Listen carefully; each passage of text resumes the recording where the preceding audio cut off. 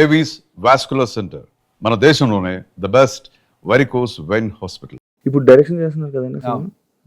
ప్రతి ఒక్కరి దగ్గరికి వెళ్ళి మనకు ఒక అవకాశం రావాలి అంటే వెళ్ళి అడుక్కోవాలి. అడుక్కునేదే కాక రాజకీయం జరుగుతూ ఉంటుంది అని చెప్పి ఒక సందర్భంలో చెప్పడం జరిగింది. అది నిజమా? ఐ మీన్ ఉండొచ్చు, వాస్తవాలు ఉండొచ్చు, దాంట్లో జరుగుతుండొచ్చు కూడా. నేను ఈశ్వర్ సినిమా 22 సంవత్సరాలు ముందు చేశా, మధ్యలో కొన్ని సంవత్సరాలు గ్యాప్ వచ్చింది. ఎందుకంటే నాకు తెలీదు. ఫస్ట్ ఆఫ్ ఆల్ నాకు సినిమా ఇండస్ట్రీ బ్యాక్గ్రౌండ్ లేదు. నేను నా ఫ్యామిలీ అందరు మా దాంట్లో ఫ్యామిలీ నుంచి first person to be a film actor. So నేను సినిమా ఇండస్ట్రీలోకి వచ్చినాక నాకు గైడ్ చేసేవాళ్ళు ఎవరు లేరు. సాఫ్ట్వేర్ కి తర్వాత వెళ్ళా, ఫస్ట్ యాక్టింగ్, ఫస్ట్ యాక్టర్ గా వచ్చిన తర్వాతనే సాఫ్ట్వేర్ కి వెళ్ళా. సో ఒక యాక్టర్ గా నేను ఈశ్వర్ సినిమా తర్వాత గౌతమ్ ఎస్ఎస్ ఇవన్నీ చేస్తున్నప్పుడు నాకు ఆఫీస్లోకి వెళ్ళి వాళ్ళని అడగాలి ఆపర్చునిటీస్, నాకు ఏదైనా అవకాశం ఇవ్వండి, లేకపోతే నేను ఆడిషన్స్ ఇస్తా, ఇవన్నీ నాకు అప్పుడు తెలియదు. నన్ను గైడ్ చేసే వాళ్ళు కూడా లేరు. ప్లస్ ఇంకోటి ఏంటంటే నాకు సరే మనం ఇంత పెద్ద సినిమా చేసాము, మన గురించి చూసారు మోహన్ బాబు గారు, వీళ్ళు పిలిపించి సినిమాలో అవకాశం ఇచ్చారు, అలాగే అందరూ పిలిచి మనం చూసాం కదా. నా పాయింట్ ఏంటంటే గర్వం కాదు, మనం వెళ్ళి వాళ్ళని ఇబ్బంది పెట్టి సార్ నాకు అవకాశం ఏంటారు, వీడు ఆఫీస్ దాకా వచ్చాడు ఏదో ఒకటి ఇవ్వాలి కదా పాపం అని చెప్పి ఏదో క్యారెక్టర్ ఇస్తే అది మనకు సూట్ అవ్వచ్చు అవ్వకపోవచ్చు. దానివల్ల ఎందుకు వాళ్ళకి నిజంగా ఇతను ఈ క్యారెక్టర్కి ఇతనే బాగుంటాడు అనిపిస్తే పిలుస్తారు కదా, పిలిచినప్పుడు మనం వెళ్ళి ఆడిషన్స్ కావాలన్నా ఇద్దాము అనే దృష్టిలో నేనున్నాను. అది ఆ గ్యాప్ పెరగడం వల్ల నాకు సినిమాలు అప్పుడు లేక నేనేం చేశానంటే ఇంకా ఇట్లా కాదు, నేను చదువుకున్నాను కదా, ఆపర్చునిటీస్ కోసం ఆఫర్స్ కోసం వెయిట్ చేస్తూ టైం ఎందుకు వేస్ట్ చేసుకోవడము, డబ్బులు కావాలి, ఫైనాన్షియల్ గా మనం ఒకటి స్టెబిలిటీ ఉండాలి అని చెప్పి నేను అప్పుడు జాబ్కి షిఫ్ట్ అయ్యాను. సో ఇక్కడ రాజకీయాలు జరుగుతాయి అనే విషయం మీరు అన్నారు కదా, దానికి ఉండొచ్చు, జరుగుతుండొచ్చు, జరుగుతాయి కూడా. ఎందుకంటే ఇప్పుడు ఫర్ ఎగ్జాంపుల్ జరిగిందా తెలీదు అంటే నేను పట్టించుకోను, రీజన్ చెప్తా.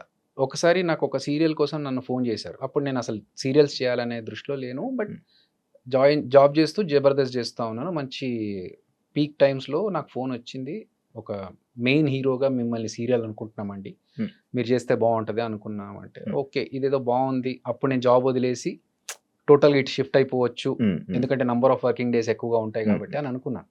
కట్ చేస్తే కొన్ని రోజుల తర్వాత చిన్న ప్రాబ్లం వల్ల చేంజెస్ జరిగాయండి అని నేను వదిలేసా. సేమ్ పర్సన్ మళ్ళీ నాకు కొన్ని రోజుల తర్వాత కలిసినప్పుడు కొన్ని ఆబ్లిగేషన్స్ వల్ల కొన్ని చేంజెస్ జరిగాయండి అంటే అప్పుడు నాకు అర్థమైంది, ఓహో బ్యాక్ ఎండ్లో ఏదో జరిగింది అని చెప్పి.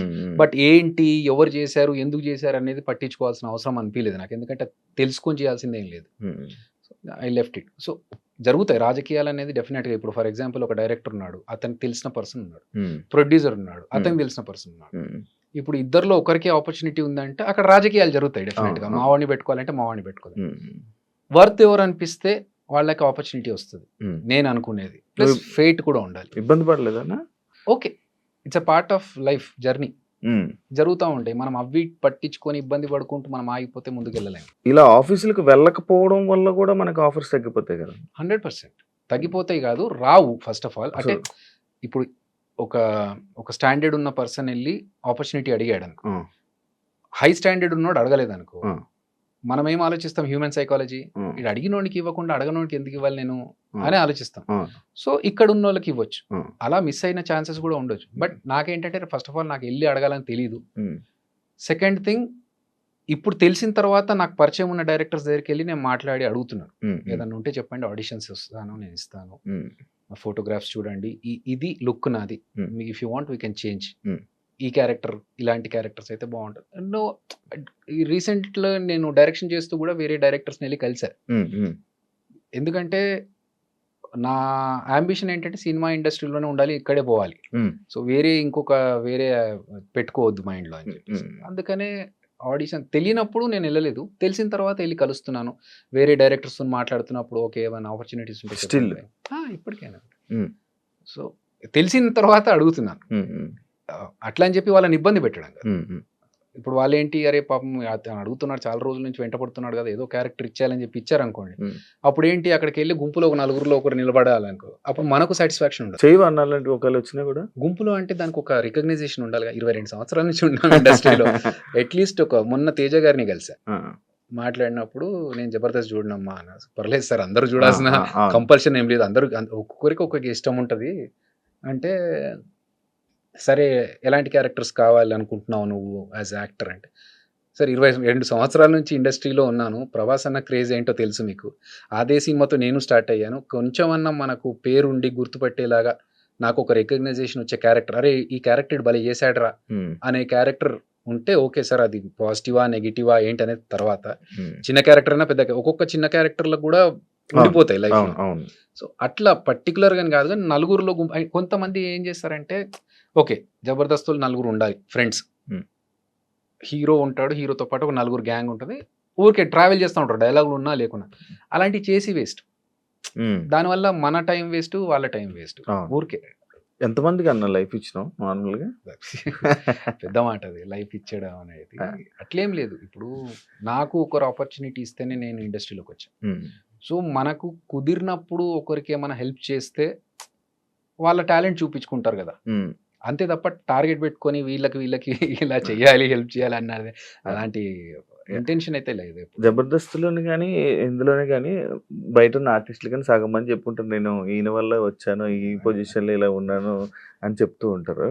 ఏమనిపిస్తుంటుంది అన్న నీకు? అది వాళ్ళ గ్రాటిట్యూడ్ చూపించుకోవడం, వాళ్ళ మంచి ఉద్దేశంతో వాళ్ళు తీసుకున్న హెల్ప్ని చెప్పడం అనేది వాళ్ళ మంచితనం. అది నేనే చేశానని చెప్పుకోవడం గర్వం. So I don't believe in that. ఇప్పుడు ఆదికే కావచ్చు, మిగతా అందరికీ కావచ్చు, వాళ్ళకున్న టాలెంట్తోనే పైకి వచ్చారు, మనం ఒక చిన్న సపోర్ట్ ఇచ్చాము, వాళ్ళకు ఒక ఆపర్చునిటీ ఇచ్చాము తప్ప, వాళ్ళని ఫస్ట్ నుంచి మనమే స్టార్ట్ చేసి మనమే క్రియేట్ చేసి మొత్తం పెడితే అది గ్రేట్.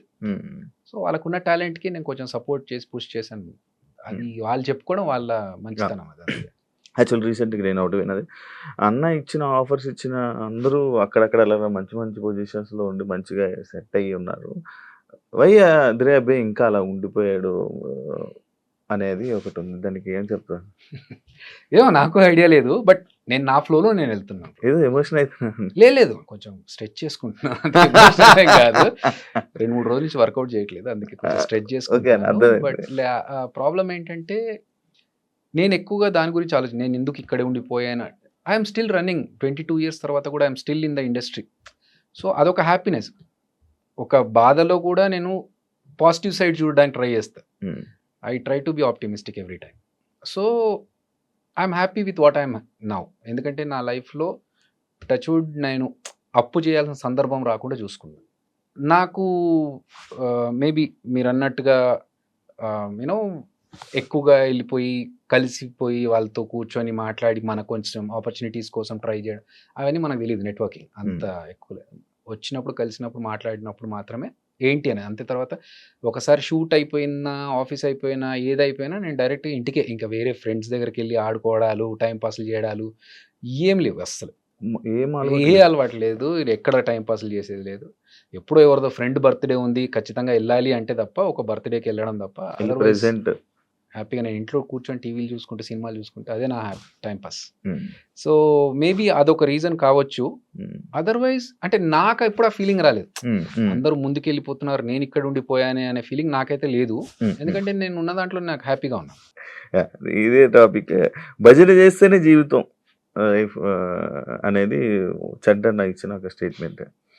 భజన చేయాలి, ఇండస్ట్రీలో ఉండాలంటే భజన చేయాలి, వాళ్ళు నీకు ఏదైనా ఉండాలన్నా ముందుకెళ్ళాలని ఇది ఉండాలి. అది నాకు లేదు, నేను ఇక్కడ ఉండిపోయాను, దానికి యాక్సెప్ట్ చేస్తా ఉండొచ్చు. That's what I'm saying. నాకు తెలుసు భజన చేయాలి, మస్కా కొట్టాలి, ఇవన్నీ ఉన్నా కూడా నేను చేయలేను, ఎందుకంటే నాకు రాదు. అది ఆర్టిఫిషియల్గా తెలిసిపోతుంది శివ. ఇప్పుడు మన దగ్గరకు ఒకడు వచ్చి, అన్నా నువ్వు అస్సలు తోపన్నా, నీ కామెడీ అద్దరిపోద్దన్నా పడిపడి నవ్వుతా అంటే నాకు తెలుసు, అరే నా స్టాండర్డ్ ఏంటో నాకు తెలుసు, నువ్వు చెప్పేది పేకుతున్నావని నాకు తెలుసు. సో అర్థమైపోతుంది వీడు మస్కా కొడుతున్నాడు.